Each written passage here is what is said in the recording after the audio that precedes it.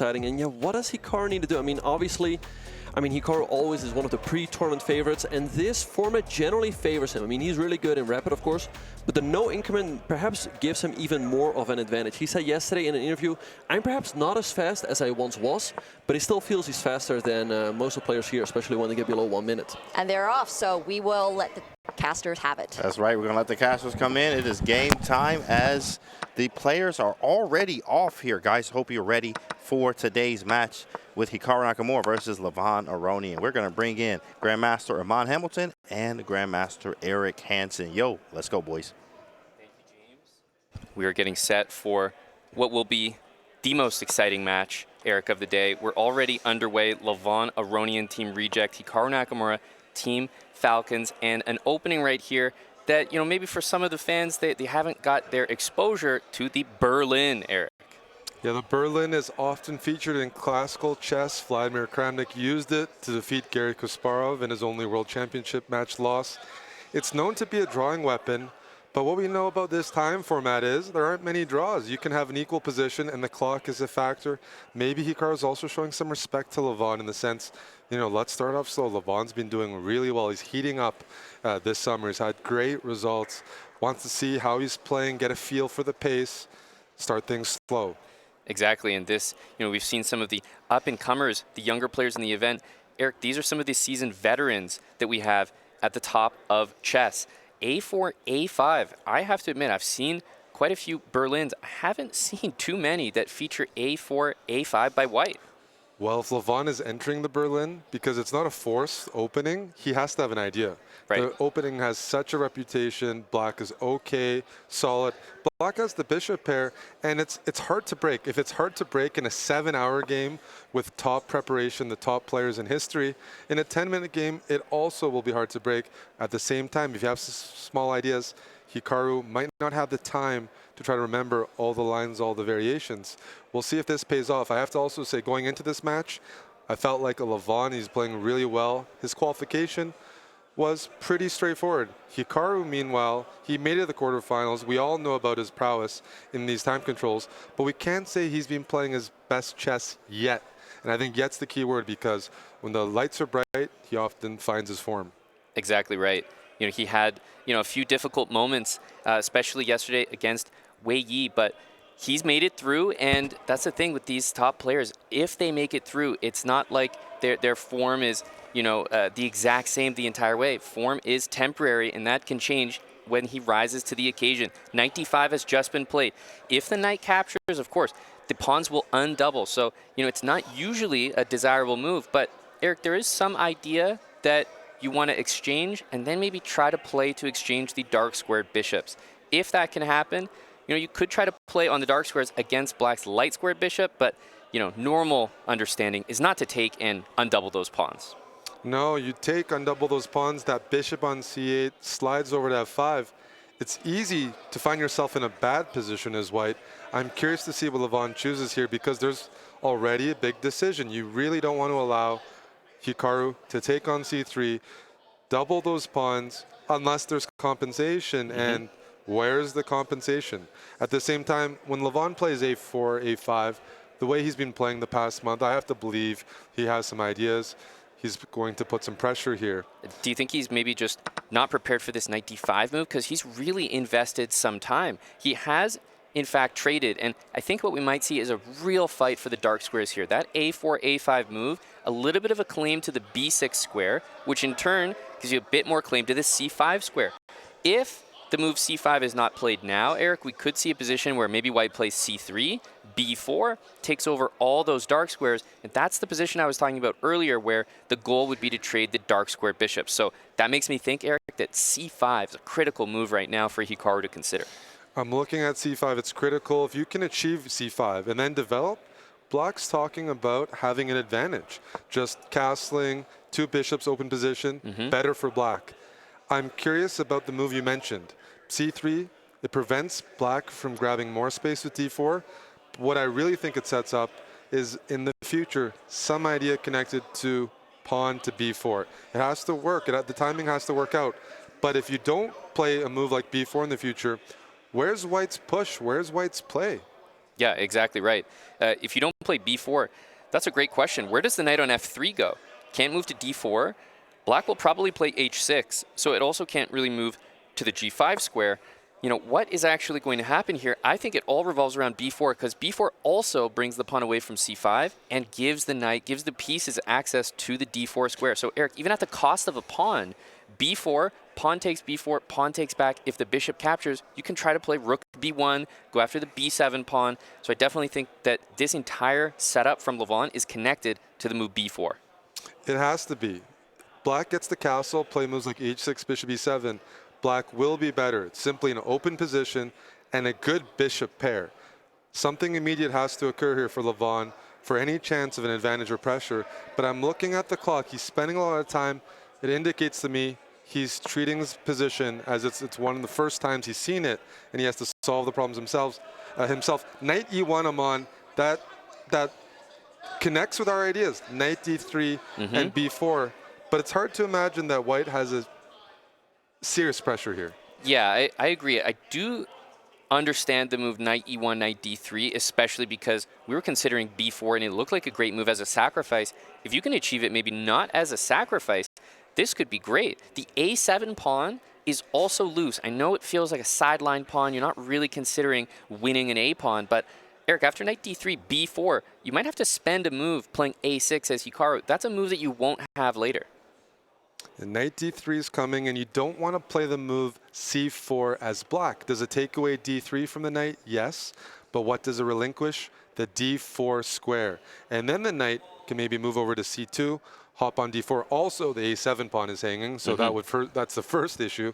But just talking about square control, the ideal, the harmonious setup for Hikaru is maintaining pawns on c5 and d5. They cover b4, c4, d4, e4. It makes it very hard for Levon to encroach in black's position. Yeah, and we've talked about this c5 square, c5 pawn. The reason that it can't just be easily supported by b6 is because the pawn on a5, he set that up so long ago in the opening, Eric. The pawn can capture on b6, open up the rook on a1. There's going to be a lot of play all of a sudden. The one thing I love about Levon's position, and that Hikaru might be uncomfortable with, is that Levon is playing with a clear plan. It's allowing him to switch that time disadvantage completely the other way. Now he's up a minute, and he's playing very intentionally, Eric. His last 3-4 moves have all been part of the exact same plan. Yeah, I've been very impressed by Levon's chess. I think everyone has been. He's not, some people might think he's, more inexperienced, or at least before the last month in these online formats, but he's shown his level, and we don't see him in situations where he's in massive, massive time trouble. It was very, very practical for him to find this plan without expending too much time on the clock. Takes away a lot of Hikaru's firepower, because if you find yourself down a minute against Hikaru, that's the danger zone. Okay, well, let's see what Hikaru can do here. He's played a6. That pawn was attacked. I actually mentioned that move earlier as a bit of an annoyance for black, because you know that at some point you're going to have to spend time moving it. We could see bishop or knight to c5 here. And if those dark square bishops exchange, which is exactly why he's played bishop c5, I think the knight coming into c5 will make a big difference. So I'd like the position for Levon, but Hikaru, one of the most resourceful players in chess, is definitely not going to go down easy here. At least when I see bishop c5, it indicates Levon is pressing or looking to press. He could have played knight c5. That allows opposite bishops, maybe more drawing chances. Bishop c5, you envision a future where you remove the bishop from e7, plant your knight on c5, and all your pawns are mainly on dark squares, so you know that bishop on e6, the remaining bishop for black, can target it. The question is it enough? Also, keep in mind that d pawn for black, is it a pass pawn? Yes, it's also an isolated pawn. Maybe Levon in the future wants to trade the dark square bishops, place the knight on c5, and then double the rooks in the d file, trying to get easy pressure. You see rook d8. I like this move from Hikaru. It's actually, because now if you take on e7 and maybe try knight to c5, I'm looking at positions where you can almost sneak that d pawn in. Like, if you play d4 as black, you kind of free the position up a little bit. So I think the rook is going to be well placed here. I'm actually surprised, Eric, that we haven't seen bishop captures e7 and knight c5 played already. d4 is a big move. It's something Hikaru's striving for. It has the benefit of using the d pawn to fight against white's initiative. Also, it opens up that bishop on e6. That's blocked by the d5 pawn right now. Hikaru, like most players here, very active defender. Is this the most active position? No, but with rook d8, he indicates he'd like to use the d-pawn in the future. There's a big reason why I wanted to take on e7 earlier, maybe instead of h3, Eric, because I wanted to play knight c5 and then rook d4. That would guard the b-pawn, block the d-pawn, and really cement the control of the dark squares. Right now, I don't feel that we quite have that, so I think Hikaru, and we can see it reflected on the clock, while he may not be back in terms of an advantage, I think that he is defending, as you said, very actively and finding a way to make this position difficult. f4 supports e5, and in the future, Levon might consider the move g4. g4, if you can then push f5, things are great. Black's not going to allow that, but it will restrict the bishop. You play g4 and you can pull it off. That bishop on e6 can't find a diagonal on f5, then that commits black more to this d4 idea, freeing up the bishop that way. Levon not panicking here, but as you said, Hikaru doing a good job not panicking, and we see the move h5. Yeah. I like it. Standard Berlin move, preventing g4, and just preventing Levon from getting easy moves that grab real estate for free. I like this move a lot. I'm still, okay, this is a big moment, knight c5. I do think that this is that d4 moment, but it comes with a price, right? The b7 pawn is hanging, but of course, Hikaru sees right through that. There are many ways to continue the position. Rook b8, That's the b4 pawn is hanging. He has found the right moment for this move, and I think, Eric, without d4, rook d4 would have been played by Levon. Yeah, rook d4 has so many benefits for white, but Hikaru understands what Levon's striving for. It's very clear what white's plan is, was playing on the dark squares. Finally, with the move d4, you control some dark squares, you take them away, but the question is, how do you defend d4 if white doubles on the d-file? That's a great question. Yeah, you could play a move like bishop to f5 and try to play d3, maybe with some mass exchanges, and then the rook from c6 could slide to c4 afterwards with attacking the f4 pawn and the b4 pawn. This maybe is a similar idea. The rook can come to d4, Eric. b4 and f4 are both attacked, which makes me think rook takes d3 is kind of the move that prevents that. Rook takes d3 prevents it, but you mentioned you trade everything off. That rook on c6, once the knight vacates that square, slides over to c4, where it puts pressure on f4 and b4, and it's a tough ask for white to maintain that. I do think that bishop takes e7, knight c5, and rook d4 earlier by Levon was a big moment missed. And now we're in a position where the activity from black is telling the tale. He's up a minute. We do see this move. I think Hikaru is going to go right for that. Takes in rook c4. There's an idea of bishop to f5 in order to hit that knight. Levon's dropping one of these pawns. I think at minimum, black is making a draw here, Eric. And I think Hikaru can look for more. Yeah, it depends which pawn you lose. If you lose the f4 pawn, e5 is critically weak. And remember, bishops can be better than knights in these open positions with pawns on both sides of the board. So it's a position that might have looked okay or even promising, but now I think Levon has to be very careful. He's down a minute on the clock, and Hikaru has an active position. This is what he thrives. He thrives here. If rook b1, there's bishop f5. No matter where the rook goes, you're saying bishop f5 is coming, and how do you hold on to everything? Because then rook d4 comes in, f4, b4. Exactly. And white's king is on g1. Black's king is on e7. Even in some king and pawn endgames, black's king might be there first. Yep, it could get to the action first. And let's not forget, we haven't really seen that pure flag today in the quarterfinals. We are in that territory. It's almost a 2-minute time advantage. I can see a reality where the bishop goes to f5, trades for the knight, the rook takes back, Hikaru wins one of the pawns, and we get to some sort of rook endgame. That can go a long time. And I can actually see a reality where he plays for a win on the clock. For sure. Bishop f5 right now. Yep, bishop f5. You have to hit that knight, I think. Knight to f2. I mean, dealer's choice. Which pawn do you grab? I'm looking to play h4 if I can. I would love to fix f4 as a weakness. Is there time to play? He doesn't need to do it. I just wasn't sure if Levon was going for a g4 move. Right, because rook c7 was there. So if you play h4, rook takes f4, rook c7, rook takes b7 was in the air. So of course he takes the b pawn to defend his own. You can play king e8, king e6 here. Yes, there's g4 in the position for Levon. That's probably going to be the next move. You do have to watch the f7 pawn. Bishop d7. The idea, you can sometimes play king d8, and that rook can't stay on the 7th rank, and then you find a configuration where you can target a5.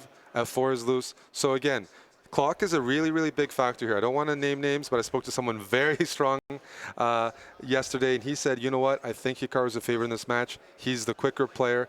It's going to come down to that. That's what I was told. This could be an example. Exactly. I'm looking at knight d3. If the knight goes to d3 into c5, clearly, that would be a huge achievement. But there is going to be a rook b1 check, right? You can throw that in. He can play king d8, right, to get out, and then the bishop can come to c6, and slowly improving that position. You can target more pawns. Rook b5. I want to play h4 when I have an opportunity. H4, I want to fix those pawns on G2 and H3 and weaken F4 because it takes away White's ability in the future in some positions to play G3.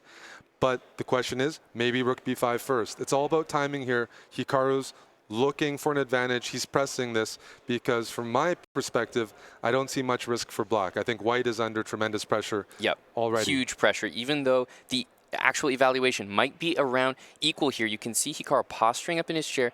This is where he thrives. He's up on time, and he knows he's in a position he can push. H4, your idea. Bishop F5, Rook B5. There are so many different ways. He just needs to elongate the game because he's a much faster player than Levon Aronian. Completely right. Prolong the game, and if Levon finds himself under 30 seconds, he can no longer even think. He just has to move. Yep, so rook c3, of course, if the bishop captures on d3, you take back with a check. He probably doesn't want to pull the trigger on that just yet. But I do think if we were 30, 40 seconds less on the clock, he would be interested in playing a rook endgame because in some ways you think of that as almost a guaranteed flag. I'm wondering if Hikaru's worried that rook b5, there's knight c5, and how do you unravel? But we have h4 is such a good move. Key move. You've been talking about that one for a while. Because now White's structure on the king side isn't good. You can't generate a passed pawn easily. And if Black ever wins a5, look at those connected passed pawns to win the game. Okay, so how do we make progress here? King e7, so at least if you want, you can capture on a5 now. But what will follow is knight b7, rook c7, knight d6.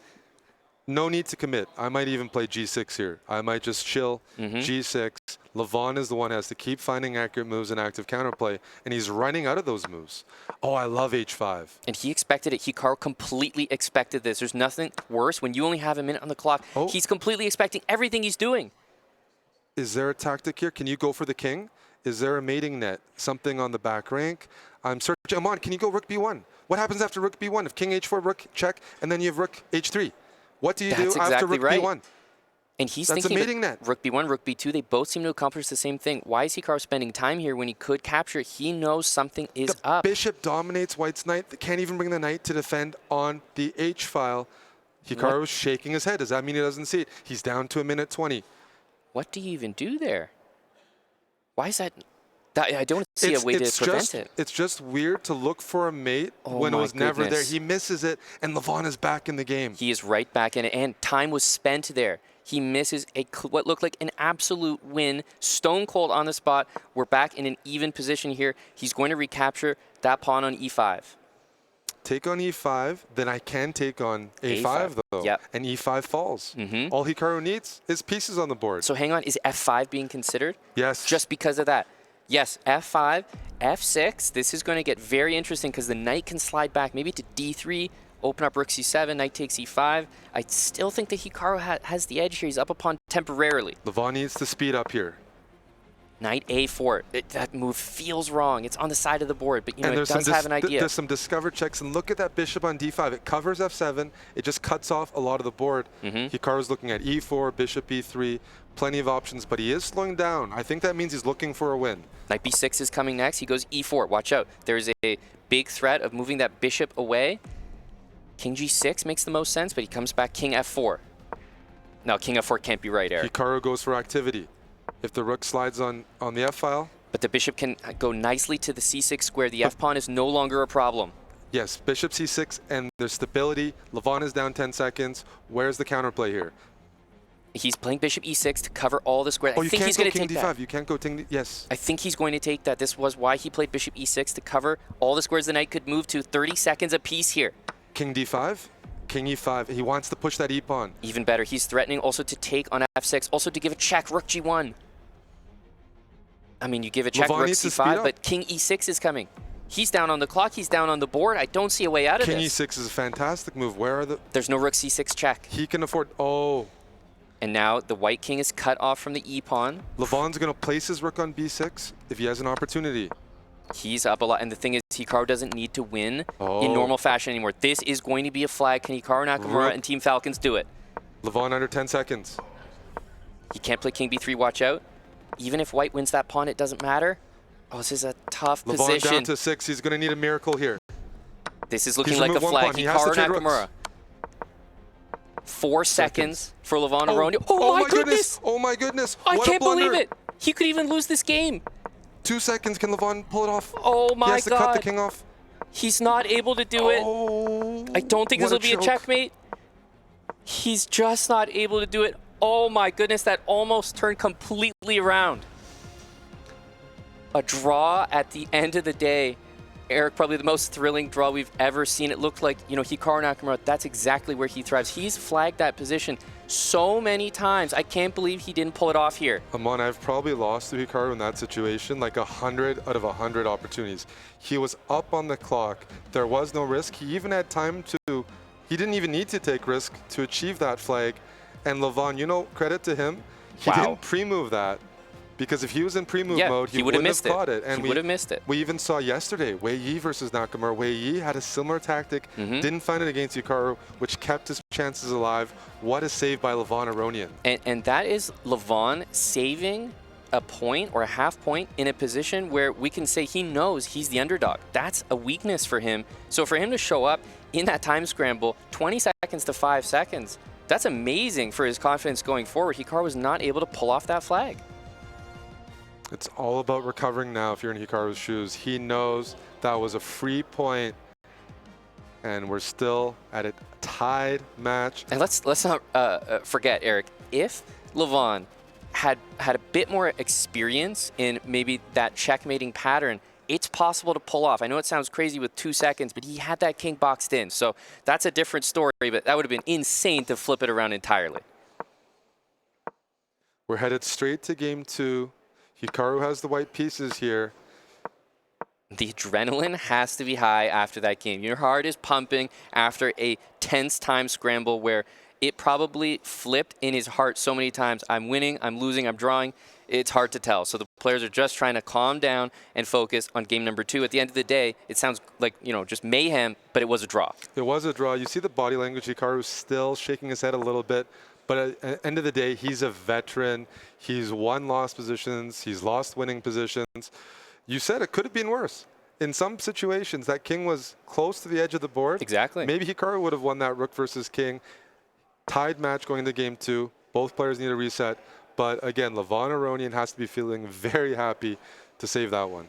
Well, let's refocus ourselves as we get into this second game here. First things first, as we're looking at this, it's a Queen's Gambit opening. There's been an exchange on d5, kind of this Carlsbad structure. And first thing I'm noticing here is that bishop on b4. Normally, you don't really want to play bishop b4 and take this knight because you're not really achieving anything. So if the bishop gets attacked maybe by a3, I would expect it to retreat, bishop d6 or bishop e7. It's a little bit different than the Nimzo, where you bring that bishop out normally to take the knight. Yeah, here the bishop on b4, in those structures, as you mentioned, you don't want to take. Sometimes you use the pin to bring your own knight as black to e4, but look at white's setup. There's a knight on g3, so knight e4. First of all, there's a pin. It's not really playable.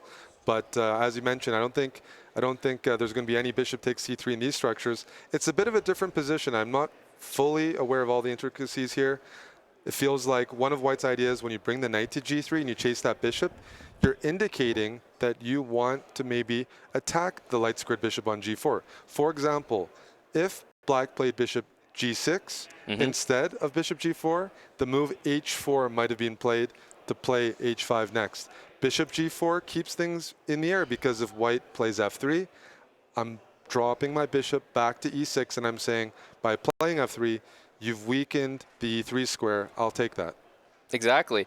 One of the things this knight on g3 does is, you mentioned, it takes control of the e4 square. So a usual way that black frees himself in the Queen's Gambit is by playing knight e4, offering a lot of trades. Maybe the bishop comes back to e7, knight e4. That's not going to be possible here. So instead, we've got a position where there's a bishop on g4, but it's not pinning anything. There are moves like h3, f3 next. The question is now to the dark squared bishop. If a3 happens, the bishop can retreat and put the question to the white queen.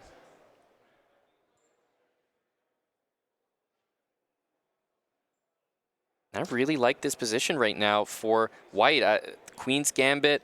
I have to say the knight on g3 against this bishop on g4 is working out nicely. Yeah, I'm looking at plans here. They both need to clarify things. We know that black is probably dropping that bishop back. Yeah, back to the e6 and square. Maybe that's now why we even see further. h6, because now when there's no dark square bishop for white, you know you can safely tuck your bishop into d6. There were some positions where after h6, white would play bishop f4, like a London bishop. Here, that's not the case. Hikaru's going for a simple plan. I'd like to remove the light squared bishops and maybe utilize that f5 square for my knight on g3. Yeah, and the bishop back to d6, all of a sudden, we're in this position where white's been forced to play bishop takes f6. The bishop pair is probably going to disappear, but if black can play bishop takes on g3, I think the structure will also favor Levon. Maybe even queen takes b3 as well, Eric. So there could be double g pawns, double b pawns, and Levon's structure is simple and it's good. Yeah, Levon is really good at playing kind of like Raygosin positions. He's been playing it throughout the tournament. After queen c2, there's some calculation required. Does b2 hang in any line? Bishop takes f5, queen takes f5, queen takes b2. Maybe that's too risky? That's a question. And I guess after that, I'm looking at castling, but now that I'm looking at the queen on f5, like, why is that not just very good for black? Maybe queen e5 check? You throw in the check and then you castle, but I'm not convinced. This is a critical line. He called it out immediately, Eric. That's a lot of confidence. Just take that pawn and move the king. Well, you know what I'm looking at, Amon? There's limited material. Even if black plays king f8, we have it on the board. Is there enough material to justify losing a full pawn? I want to play queen a3 and queen e7. Exactly. And it's now the game has changed completely. Hikaru is down a pawn. He needs to prove compensation, which means attack that king, probably build the center at some point with f3 and e4. But yeah, it's a position that forces his hand. Exactly. You can't afford to go to an endgame down a full pawn here. No, and queen c7, you can bring the queen back to e7. If you try to play for e4, there's also rook e8 in the position. I think you just want to play either rook e8 or queen e7, but something feels good about bringing the queen back into the game with queen e7 and looking for that queen trade. I mean, you have that extra pawn. Queen e7 I want to play, but at least I know Hikaru is preparing rook b1. It's not that simple. There's issues for black to resolve. If I'm in Levon's shoes, I need to stabilize. How do I stabilize? I have to bring my pieces out. On a good day, I need to get the move in g6 and king g7 and connect my rooks. Hikaru wants to prevent that. So if the queen gets harassed, I'm placing my queen maybe on f5, maybe on f4. I need to make it hard to play g6 and king g7. Yeah, I'm expecting queen e7 now. It works a little bit better than before, and the queen is probably going to go to a5. And then the question is, do you defend a7 by playing pawn to b6 or pawn to a6? If you play a6, all of a sudden, it feels like I can generate a lot of pressure. Rook b1, rook b2, knight a4 to c5. Eric, that could actually work out well for Hikaru. You're right. But if you play b6 to defend it, then the c6 pawn is weak. So then the question is, maybe Levon decides to give back a pawn to bring his king out. Yeah, I certainly think he may consider giving up that a pawn, right? Queen a5, just leave it be. There is this idea of playing h5. I know it's maybe a long ways away for Levon, but we've seen this doubled pawn structure before in front of the king. So maybe you go h5, h4 here. I'm surprised by b6, though. I wanted to play that move with the queen on a5. Here, this is now shifting over where Hikaru has compensation in the form of the initiative. He can now double rooks on the c file, move the knight out of the way, and I see 3 attackers on c6. I don't see how black gets I'm not so sure about this. Yeah, the king has to spend a couple moves, g6, king g7, then the rook from h8 can come out. That's 3 moves. White only needs rook c1, in fact, can make a threat immediately by moving the knight. Knight to e2. I mean, even knight b5 is available, but knight e2 seems simple, followed by rook c1. The good news for Levon is he's up a pawn. If he does lose c6 by force, material is even knight b5, a more aggressive way of playing. He did play it. Now, this move is definitely looking for a fight here because you're attacking the a7 pawn, but then you could turn that into also the c6 pawn. So if you're not careful as Levon, you can go from up a pawn to down a pawn in just a couple of moves here. a5, Eric, that does defend a7. And if we're being honest here, where are the threats? Only to a7 at the moment. So a5 covers it, and then rook f to c1, queen d7. Are we playing this position? I think that pawn's eventually falling, so I'm not really sure. I think Hikaru is doing well again. I'm not saying he's better, but to me, he has enough compensation for the pawn. It is 10-minute chess, so Levon doesn't have enough time to just keep dwelling, like keep thinking, how can I defend a7 and c6? At some point, he might just be like, you know what, I'm spending too much time on this. Yep. I'm going to give the pawn up and try to get my king on g7. But I need the rook on h8. I would have wanted him to do that before. Now it feels like because he's committed b6, he's not at risk of just losing a pawn. He can lose two. There's too many weaknesses. So I don't think you can just go and play g6, king g7, because I'm looking at losing the c and the a pawn at the moment. Yeah, that's the issue with moves like a5. If you end up losing the c6 pawn after playing a move like a5, by playing a5, you've weakened the b5 square. That knight on b5 can stay there forever. Yep. White can move the queen out of the way, support the knight on b5 with a4, and all of a sudden, white will be in control of the c file, and that's the main file in the game. Exactly. This knight b5 move from Hikaru, have to say, like, his eye for being resourceful. Look at that, the head bob, right? He is feeling his position. He knows his opponent is uncomfortable. This has paid off for Hikaru because it is a very quick match here. 10 minutes, no increment, and Hikaru's got the plan. He knows exactly what his next moves are going to be. He also knows that if he wins a pawn, another one might not be far off.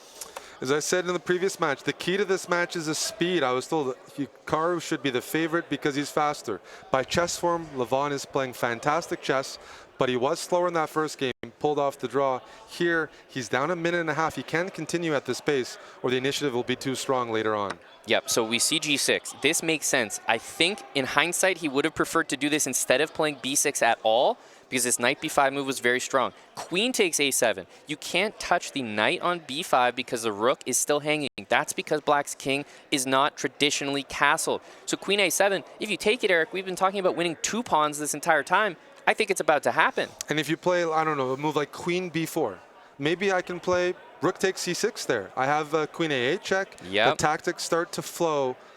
Levon was up a pawn, and now we're looking at positions where he might be down a pawn and down a couple minutes on the clock. Yeah, can and he salvage this? If you play h5 or some other move, you're also threatening queen takes c7, knight a7, hitting the rook on c8, hitting the pawn on c6. Of course, there's also rook f to c1. This looks like not only an advantage on the clock, but Hikaru is very comfortable. He might even just be better. I think he is better. The base of the pawns has been broken. Will rook take c6 be played? Does it win a pawn? Yes. Maybe Levon can play king g7. Hikaru's looking for something better. You can do queen takes b6. Right. That c6 pawn is still pinned. He's sitting up straight right now, looking for a punishing move. He knows Levon is uncomfortable. Look at that clock. Look at that queen side. The initiative is paid off by Hikaru. How much can he extract? Absolutely. King g7 wants to be the next move played.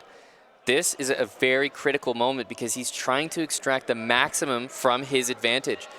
The knight on b5 cannot really, I mean, you can play moves like knight c7, but Eric, you got to be sure about knight c7 because you're putting your knight behind enemy lines. It does mean that the c6 pawn is hanging, and maybe king g7, there's knight e6. Yeah, there's 2 approaches here. What you mentioned, we want to disrupt black's king from getting a g7, or win as many pawns as possible. Queen b7 might be both. Hikaru's trying to make life as uncomfortable for Levon. Don't allow that king into the game. Then black is playing down the rook on h8.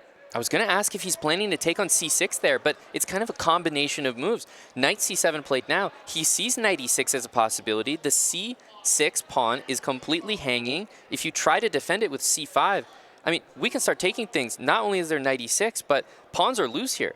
Pawns are very loose, and if you allow white to take on c6, the rook on f1 swings behind, and all the tactics favor white. Yeah, knight e6 is a really, really crushing move here. Rook b8, wins on the knight spot. e6. Yeah, wins on the spot. If the king goes to h7, you just take on f7. If the king goes to g8, the rooks are not protecting each other. It forced a move from Levon to stop knight e6. Now it must be time to collect. Rook takes c6, rook c1 coming. The b6 pawn is also loose. Unless there's a pin a really unpleasant pin on this knight on c7, Eric. Hikaru has an amazing position.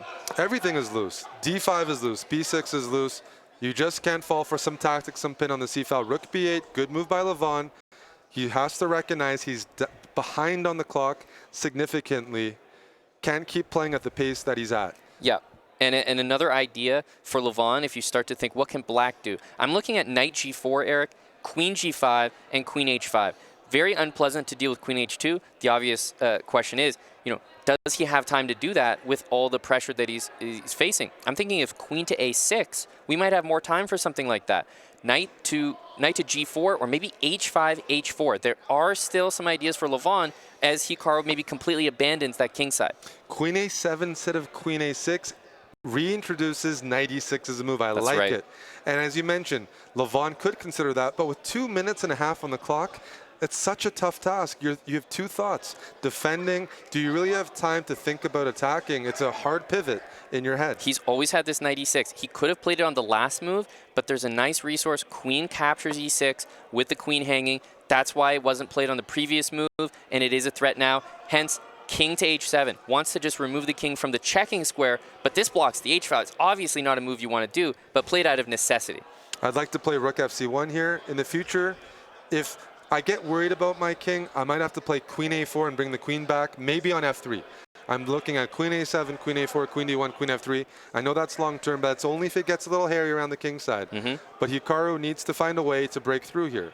Yeah, I like rook c1. I mean, rook c1, queen a4 works nicely because the queen comes back to d1 while the rooks are already doubled. The knight on c7 can always retreat to b5. And I don't think that black can get things going quick enough, right? Knight g4, queen g5, there's just no time to do that, and your king is on h7, which means f7 is a loose pawn. f7 is a loose pawn, and d5 is a loose pawn. So maybe white brings the queen back to a square like a4, even to b3, and all of a sudden you're eyeballing d5, and after you eyeball d5, you'll be hitting f7. Yep, this, look at the time, right? We've talked about it before. It's here once again. Hikaru Nakamura has another opportunity to use the board and the clock. I really like the idea of that queen a4, Eric, and it has been played. The knight is secure on c7. Secure on a7, the c6 rook is really well defended, and we're looking at threats like knight takes d5. Knight takes d5 is in the air. That would be a second pawn for Nakamura. Yep, knight takes d5. I mean, there's just nothing you can really do about this. If you take on c6, the queen can capture back. You can also build that up with queen b5 or queen b3. Oh, we we're mentioned getting knight close to d5. tactics. I think it's just playable. Knight takes d5 if you capture with the knight. The rook on c8 hangs. Knight takes d5 if you take on c6. You can just recapture. It looks good to me. Right? You're not taking on e7. Instead, you're recapturing on c6. You don't want a situation, Eric, where you allow rook takes c6, rook takes c1, and knight g4. That could lead to checkmate.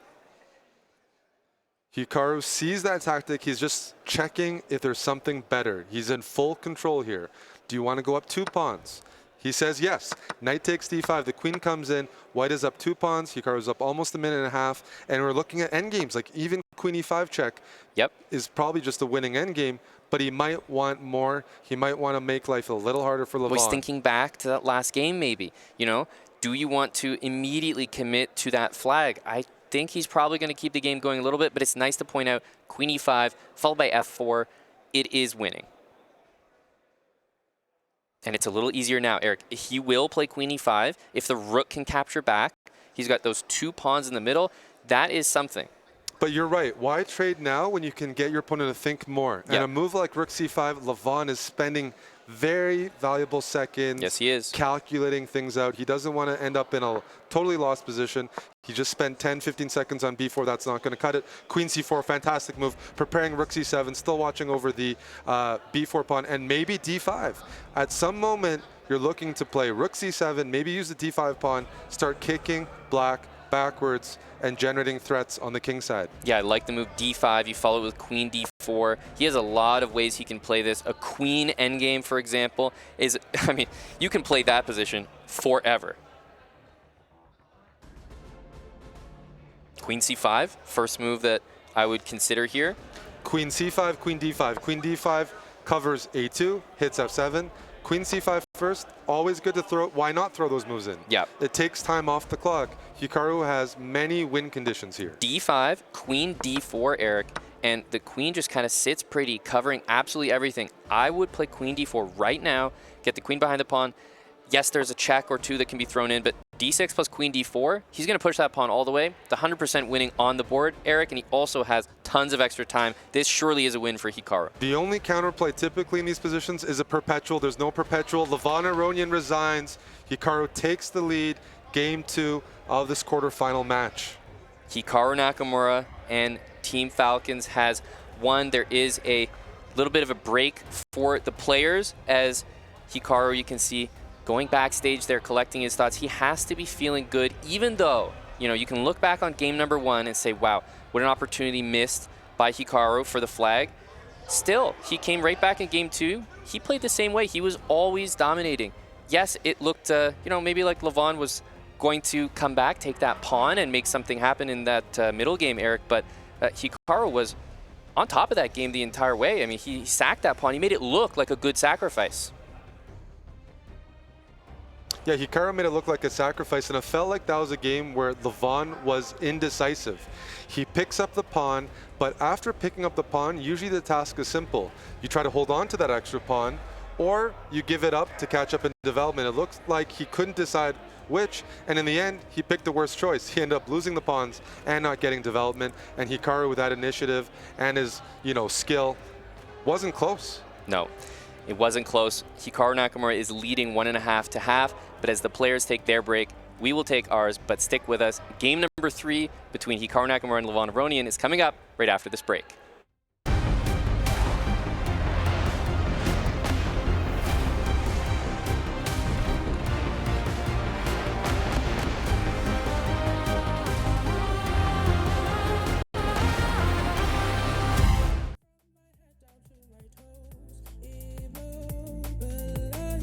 If my brain completely froze, colder I go. Colder I go. So still, calm like the waters at the sea. Silence as if to say my mind's actually at peace to some degree. Some degree. If time's supposed to heal, why do I feel like I can live hours? Pain that's in my throat continues to grow. They say it'll get better.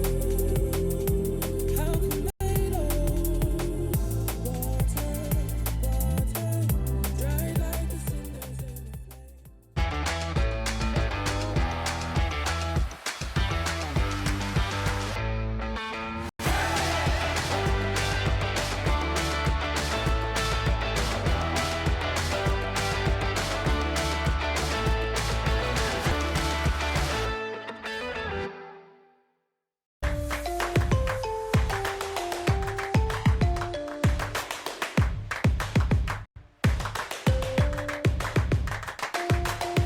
Level up your gaming experience with over 8 billion playlists, only on Spotify, the official audio streaming partner for the 2025 Esports World Cup.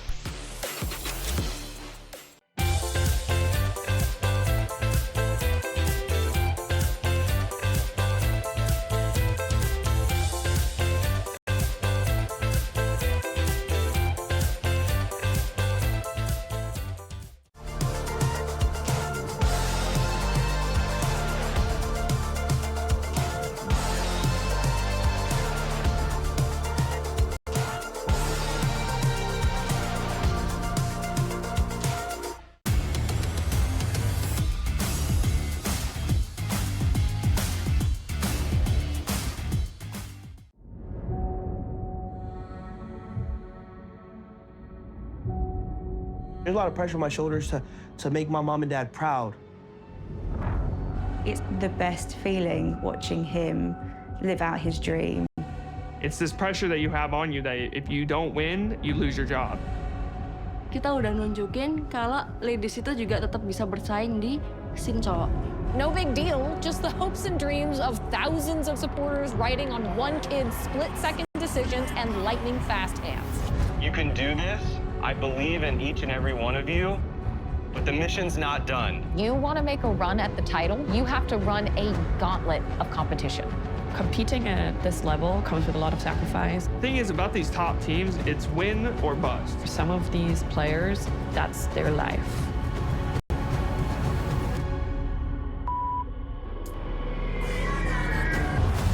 Welcome to the Esports World Cup. This is the Super Bowl, the World Cup, and the Olympics, all rolled into one event for the first time ever. We are coming for you. If you're betting against me, that's going to wake me up and get me to playing best I can.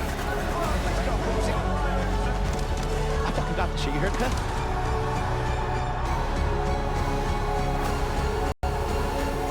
Nothing is granted. Everything is earned. Is your job on the line? I believe it's on the line, as it should be.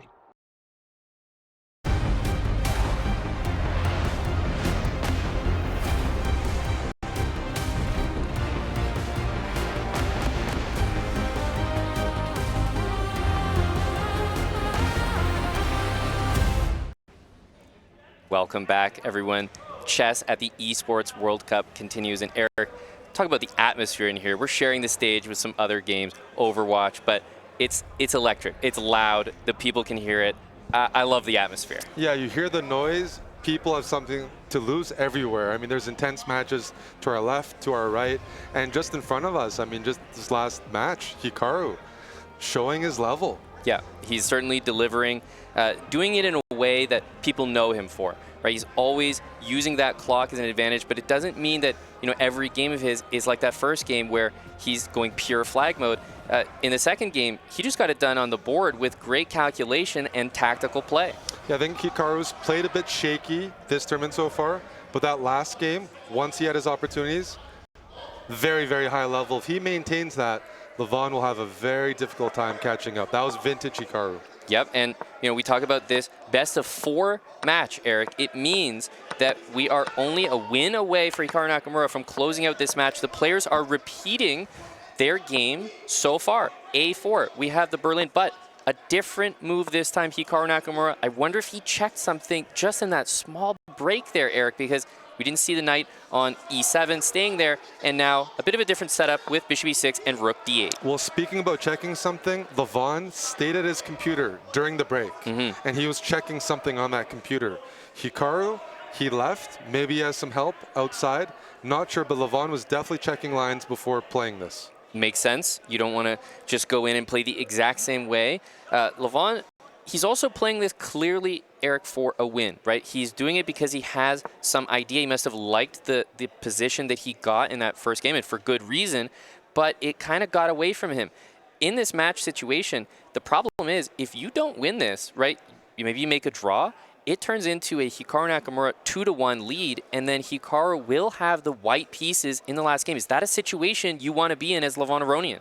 Definitely not. And we saw in the first game, Levon played this line. Hikaru did get his chances. He gets his chances no matter what color you play against him. But for sure, you want to use your white pieces. Levon is a very confident, ambitious player. He's going for everything in this game. Yeah, H6 played, taking control of that crucial G5 square. Now this rook on A4, a little bit peculiar, but you know, it does prevent the bishop on F8 from developing to the B4 square. And if bishop C5, maybe you can continue, knight E4 or pawn to B4. The bishop is kind of relegated to that E7 square. The problem with maybe a bishop on the E7 square is perhaps that's a square your knight wants to use. So the rook on A4 is doing a little bit more than you might think. Yeah, I have to say I'm really not used to this type of setup for white, but that's rapid chess. You can play lines, try things that you know your opponent won't have the right amount of time to properly punish or equalize here. Levon is banking on that, but you're mentioning some ideas. Maybe G4 in some position, because when you play rook A4, you take away the B4 square, you take away the D4 square, because Hikaru played an early rook D8. There's many positions where he was looking to play knight F5, knight D4, more exchanges. Now that's not in play. At the same time, white has invested time on the side. playing a4, a5, rook a4. That's 3 moves on the queen side that you don't typically see in a Berlin. So general chess understanding says if your opponent plays on the flank, you play in the middle of the board. Exactly right. Bishop e7 played, meeting the move g4 with knight h4, the only move available, but a standard move here. I wonder, is Levon going to stay solid? He sometimes went for the move h3, just slow moving. I'm really wondering what he's got. What's his big idea in this opening, Eric? Because so far, I have to say, from Hikaru's perspective, he has to be fairly satisfied. That first game did not go that well out of the opening, but Hikaru is so resourceful. He made it look like he was fine the entire time. I think Hikaru is pretty comfortable so far handling Levon's unorthodox a4, a5, and rook a4 idea. I think so, but then I also understand Levon's idea. He might not have a big idea. His idea is simple. Avoid typical Berlin positions and avoid easy exchanges. Rook a4 takes away knight h4. Knight a4 is a standard move in the Berlin, so Levon just wants a new position with as many pieces on the board as possible. Because, yeah, we're looking at a position where the queens are off the board. You can't afford that many exchanges. Rook a4 at least put it, dampen that. Now b5, though, that's a bit more forceful than what we've seen. It certainly is, and I think that this is exactly what Levon wants to see. Maybe he just put Hikaru in a position where he said, okay, I'm not going to do anything, and it's kind of caused Hikaru to lash out. b5, it does allow maybe rook a7, one of the first moves that comes to mind, hitting the c-pawn. It should need to be defended, maybe rook c8, and then you're taking pieces away from the middle of the board. g4 is probably coming soon. Rook a7, I don't think Hikaru is too worried about playing rook d7 or rook c8. My question is, how does white optimize their pieces? Currently, the pieces are not optimized. The knight on f3 doesn't have a square. The knight on c3, it can't go to b5. It can't place itself on d5. It can go to e4, but even when it goes to e4, the next moves, f6, c5, g5, they're all covered. The Berlin is a very tough defense to break through. I'm really wondering where Levon is going to place the pieces. What's one idea? The knight on c3 goes to e2 and finds a home on f4. Knight e2 to f4. There's also this idea of playing g4, and if knight h4, which of course has to be played, takes, eventually you want to just build up a position where you play f4 and f5. It can't happen right now, but for example, bishop e3, maybe bringing the rook from e1, perhaps over to a1, rook a7, f4. I see a position where the rook on a4 is useful. If black plays h5, which is sometimes played to open up the h-file, target those pawns, I have pawn to g5, and the rook on a4 can just capture that bishop on h4 next move. I like that variation. Yeah, h5, g5. You'd almost never expect a rook on a4 to play a role like that, but if it discourages h5, then you start to think, what's the next move for Hikaru? Because in the Berlin, you're not usually castling. Right, your king is in the center. It is an endgame, so you're not looking to necessarily play castle because the king would be far away from the action. Bishop b7, that's smart. Yeah, he wants to play h5 and doesn't want to deal with g5. I wouldn't be surprised to see the h5 move now. Of course, bishop d5 is available because the knight moved, but what is it accomplishing? You could play f3 and then just attack the bishop on the next move with c4 or knight f4. Yeah, h5 is playable, and it's unclear who that favors. Yes, there's positions where black plays h5 and takes on g4 and has the h-file, but there's limited material on the board. Can black actually use that h-file effectively? Yeah, it just feels like that's the kind of move that you play if they're not really sure what to do. On the queen side, I'm used to seeing a move like c5, pawn to c5, maybe even the black king could come out, king d7, king c6, or the bishop, bishop d5 check, and bishop back to c6. I'm used to seeing the pawns on the queen side kind of get to the dark squares because, white wants to play bishop e3, maybe knight d4, and the pawns b6 and c5 deal with that nicely. I like pawn to c5, and I like bringing the king out because the question is black castling? Likely not. The king is good in the center, normally speaking. c5, bring the king to c6. At the end of the day, the Berlin, it's defined. Black has the bishop pair, white doesn't, and black's good bishop is the light squared bishop. I'm looking for a home, and here's the home. It's on c6. Yeah, bishop d7 with tempo coming to c6. I imagine we'll see rook to a7 here because bishop c6 is a good-looking move, and I don't really understand rook anywhere else. Like rook to a1 doesn't make sense. Of course, put pressure on c7. The question is f3, king g3. Both moves look pretty good, but maybe king g3 comes with a big risk of maybe the h-file opening. King g3 Or F3. I mean, I just want to say, I think Levon, though, has a push here. In the Berlin, as white, you want to free up the E-file. When the bishop transfers, black's bishop is on C6. It's not on E6 anymore. White has a knight on F4, rook on E1. The E6 move is critical to look at because that could make life very uncomfortable for black on the E-file. And also, if you ever kick away the knight, in some positions, it can even hop over to H5. If black plays something forceful like G5, I can play knight H5. I have squares and I have breaks. Maybe then I play king G3, F4. But this is a dynamic position for Berlin, which is what Levon wants. Yeah, and you're talking about, you know, king D7 to guard the C7 pawn. E6 comes with check then. The knight can recapture. Otherwise, you have to defend passively. Rook to C8. That's not the way that you want to play this Berlin. So definitely an achievement here for Levon Aronian, who's just played F3. The question's back on Hikaru, and he's spending time here. You know, similar to Nepomniachtchi, when he's spending time, it really means that he doesn't like his position or there is something that needs to be figured out. There is. You want, as black, to be able to play rook A8 and contest that rook, but there's no time to play king D7. Bishop H4. Okay, I wonder, is he going aggressive with rook D1, or is this just I just don't see the temporary follow. Rook D1, I can block. Bishop B5. Okay, I mean, rook D2 looks to be the move that makes the most sense here. And, you know, if you trade the rook on D2, I feel like Levon can actually be very happy with that. Yeah, he still has to solve the C7 problem. But if rook D2, when you trade everything, is there king D7? Or does knight D5 hurt? So rook D2, bishop takes D2, king D7. There might be this knight D5 move, coordinating on that C7 square, and also threatening even knight takes B6. Yeah, takes on D2, bishop takes D2. There's also bishop back to D8 to hold that C7 pawn, but clearly looking at that position, well, knight D5 knight is D5 coming. anyway, and king D7, there's knight takes on B6. Hikaru has problems to solve, and that's why he's almost 2 minutes behind on the clock. His rook on H8 isn't in the game. Look at white's pieces. That knight on F4 wants to swing over to D5. I wonder if there's an idea of knight D5, king C6, where you allow knight takes C7, and perhaps what a find. This move is much better. Oh my goodness, Amon. E6, if you take, there's knight G6. Look at that fork. You were completely right about Hikaru's idea. He was only looking at knight D5 in this E6 move, exclamation mark, because now where do you place your king? You can't take on E6 because of knight G6, but wherever you put your king, it's either hanging C7 or it's hanging F7.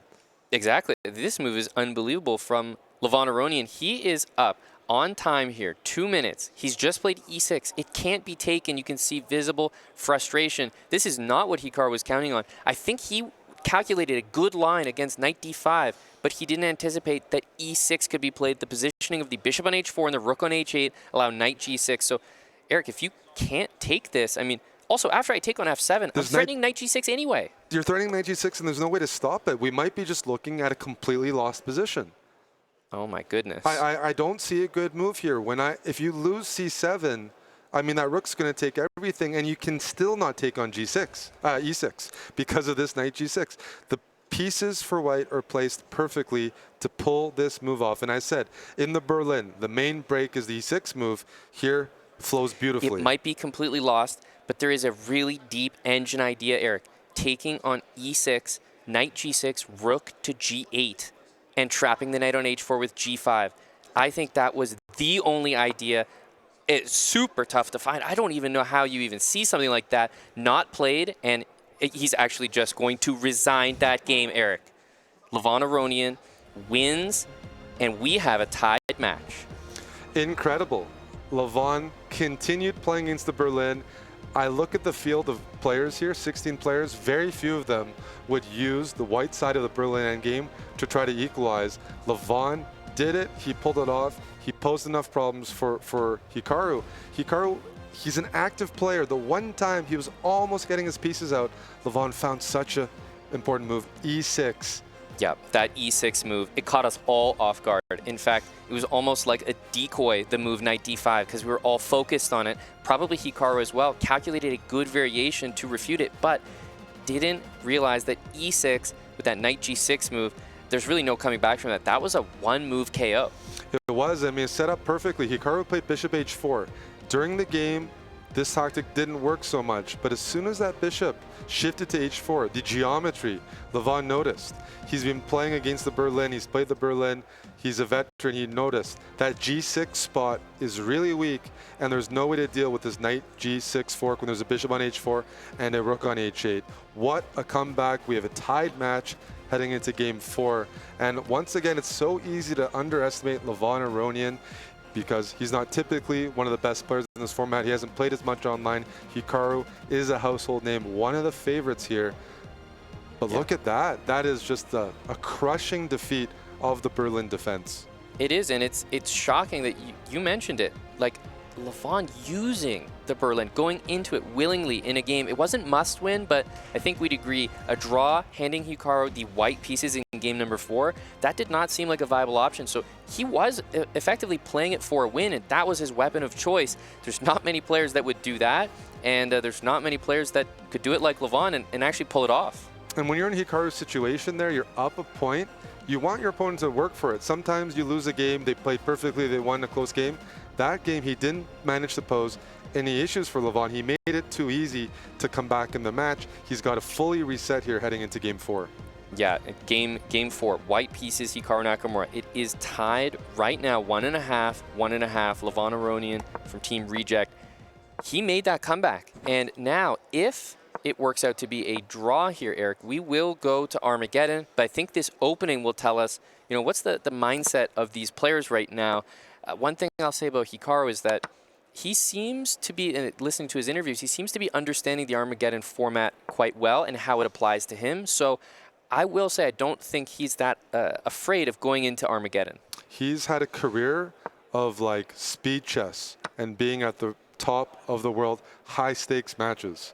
So I don't think nerves or those situations phase him. I think you're right. Any of these formats, Armageddon, he's used to it. He's been playing against, you know, Magnus Carlsen every year, match after match, tournaments like the Speed Chess Championships. He can handle all the situations.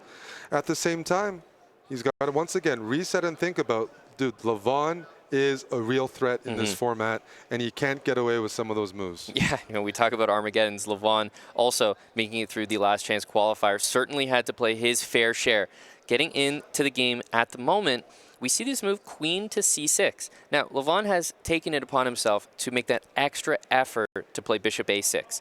It's offside. It actually brings the knight offside, but it trades Hikaru's best piece on the board, best minor piece on the board. So the rest of the position, there's only a queen for Hikaru, but, you know, Levon has traded, say, okay, I'll get rid of your bishop pair, but I will, you know, put my knight offside, kind of sacrifice a little bit of the position.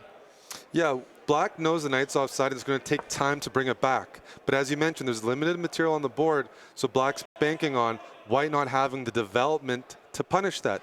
And we see that on the board. The knight on g1, the bishop on c1, they haven't developed yet. So all Hikaru has to show right now is the queen on c6. Right. It all depends. Can he keep it there? What does the queen do? It freezes that c7 pawn, takes away Black's ability to open up and take advantage of the slow development. All comes down to that queen on c6 here. Now, queen c8 is kind of a strange move. I was actually expecting perhaps the move queen to d7, and then I thought, okay, maybe queen d7, you know, it's ambitious. He could trade. Yeah, this is queen an ambitious c8's ambitious. move. It's not saying trade the queens. Maybe you are too behind on development, and I want to play this for Black, and I want to keep the queens on. If you think someone's underdeveloped, trading the queens probably makes their task easier because it's harder to checkmate when the queens are off. And rook d8, that move as well. Rook d6 perhaps, because I was thinking to myself, what's Black's next move, right? You can't move the knight on a6 at all. b8, c5, b4 off limits. And what's your next move with the queen? Queen e6, well, that's another queen trade, maybe queen d7. So this move makes more sense. Rook to d8, maybe rook to d6. He is keeping the queens on the board after all. He's dislodged the queen, and rook d6, there's certain positions.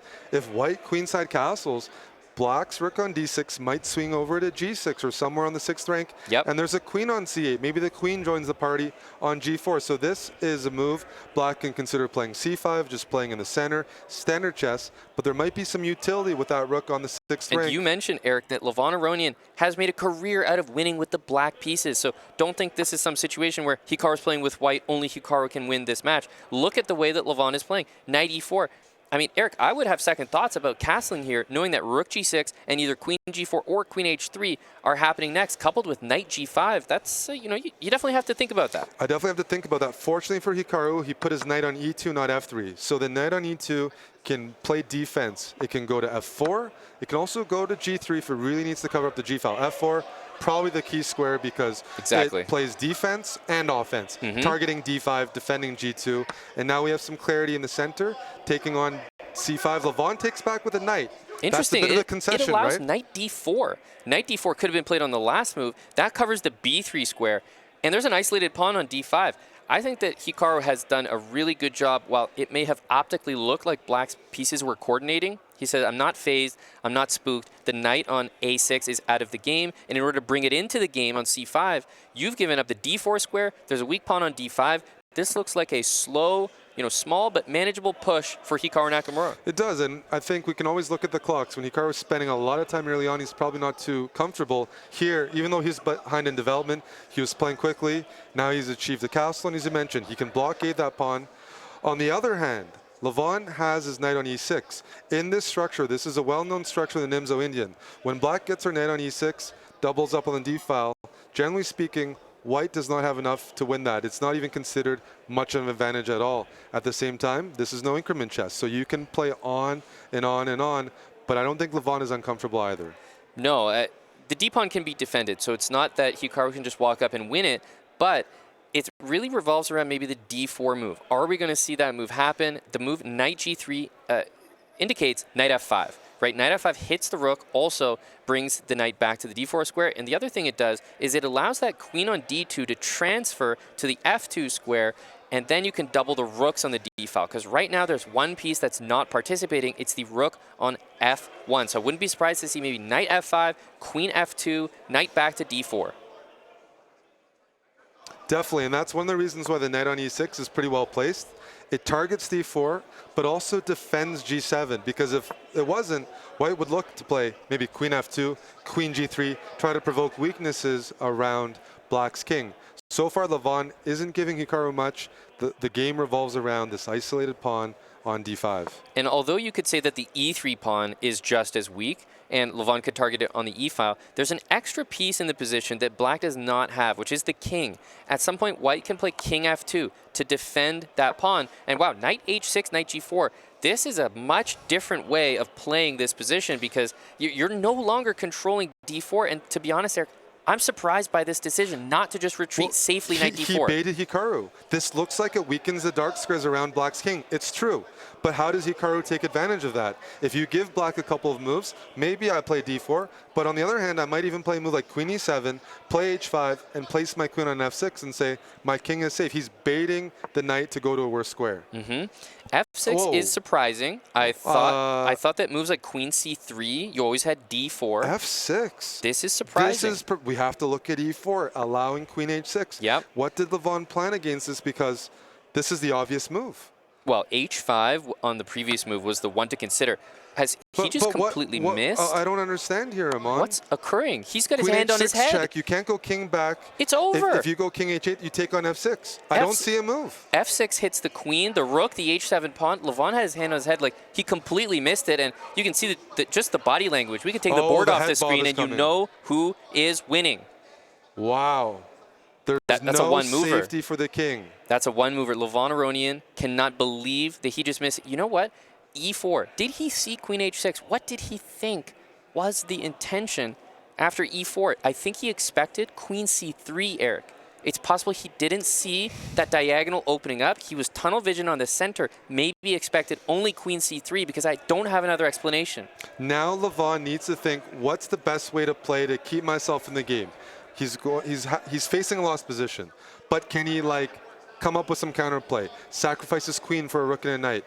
Do you put your king on h8 here, and after knight takes f6, you can't even play rook takes d1 because queen takes h7 is checkmate. I think you have to play king h8. King g8 walks into knight f6. End of story. Yes. King f7 walks into queen takes h7, knight h6. There's going to be a checkmate there with rook takes e4 or queen g8. So this is just pure frustration because king h8 should be on the board right now. Yeah, Levon's just trying to stabilize his thoughts, but even if he does, we don't have a move here. King H8, knight takes F6. As you mentioned, King F7. I can take on H7 and even follow up with maybe knight H6 check, and the king gets chased to the middle of the board where it gets checkmated on the E-file. Yep. We're staring at a completely lost position with no counterplay. One of the worst blunders. Levon Aronian has been so consistent this past month during the EWC, and here he's made an elementary blunder. Yeah, and that is a game-costing blunder, a match-costing blunder. He will be eliminated because of it. King H8 is the only move that I can see here, but you can just see the frustration, Eric, from the mental perspective. It takes a while for you to even admit that, okay, I have to play a lost move. He's finally come to that realization. Resignation, Levon and Aronian. Hikaru wins. Wow, Team Falcons. You see the players on camera. Levon is probably telling him, I'm such an idiot. I can't believe I missed that. I thought you'd play this. And Hikaru has to be relieved. He didn't have to work as hard as he probably expected. Levon was such a tough opponent. But at the end of the day, we're all capable of making blunders. And it was terrible timing for Levon to make that blunder. Terrible timing for Levon, who's had such a consistent, such a good event. And let's not forget, coming through the last chance qualifier and making it here. Such an impressive run, but we're talking about Hikaru Nakamura, the winner of this matchup. Eric, you mentioned it looked like it could have gone either way.